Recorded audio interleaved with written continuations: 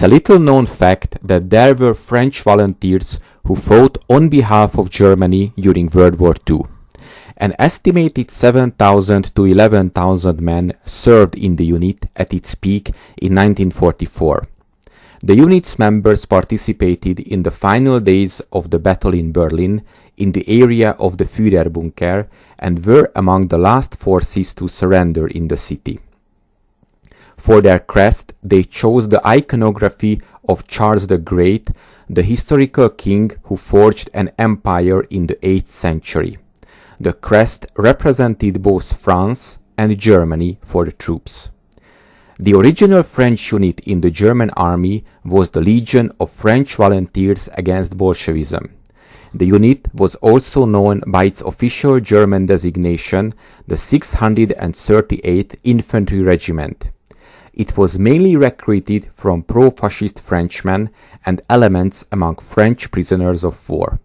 They received 13,000 applicants, and finally 5,000 were placed on the rolls. Outside France, they wore the standard German army uniform with only a shield on the right upper arm with the colors of the French flag. They fought near Moscow in November 1941 and lost half their numbers in action. In September 1944, a new unit, the Grenadier Brigade der SS, was formed out of the remnants. Joining them were French collaborators fleeing the Allied advance in the west, as well as Frenchmen from the German Navy, Organization Todt, and the security police. SS Brigadeführer Gustav Krunkenberg was appointed to command the unit. In February 1945, the unit was officially upgraded to a division and renamed SS Division Charles the Great. At this time, it had a strength of 7,300 men. The division was sent to fight the Red Army in Poland and suffered heavy losses. By early April 1945, Krunkenberg commanded only about 700 men, organized into a single infantry regiment with 2 battalions.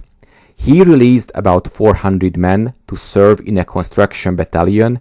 The remainder had chosen to go to Berlin. Between 320 and 330 French troops arrived in Berlin on the 24th of April. Supported by tanks, the unit took part in a counterattack on the morning of the 26th of April in Neukölln.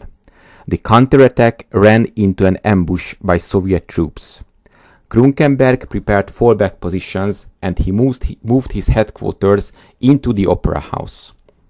As the troops withdrew, the French, under Hauptsturmführer so Captain Henri-Joseph Fenet and some attached Hitler Youth, destroyed 14 Soviet tanks and held up Soviet forces for 48 hours. On the 28th of April, the Red Army started a full-scale offensive into the central sector. Charles the Great was in the center of the battle around the Rice Chancellery. French SS-man Eugene Vallot, who had destroyed 2 tanks previously, used Panzerfaust to claim 6 more near the Führerbunker. He was awarded the Knight's Cross of the Iron Cross by Krunkenberg on the 29th of April. Vallot was killed 3 days later. After Hitler's suicide on the 30th of April, the unit's men were part of the last defenders in the area of the bunker complex. By the evening of the 30th of April, the French SS men serving under Fenet had destroyed another 21 Soviet tanks. On the night of the 1st of May, Krunkenberg told the men that they were left to split up into small groups and attempt to break out. Reduced to approximately 30 troops, most French SS men surrendered near Potsdamer rail station to the Red Army. Krunkenberg hid out in an apartment for a week before surrendering to Red Army troops.